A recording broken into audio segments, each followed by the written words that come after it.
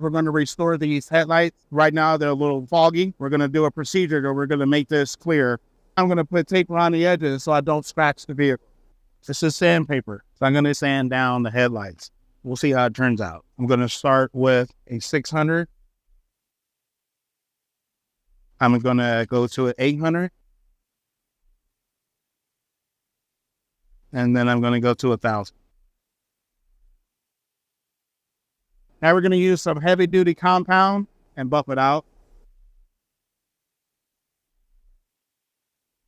These are the results for restoring headlights.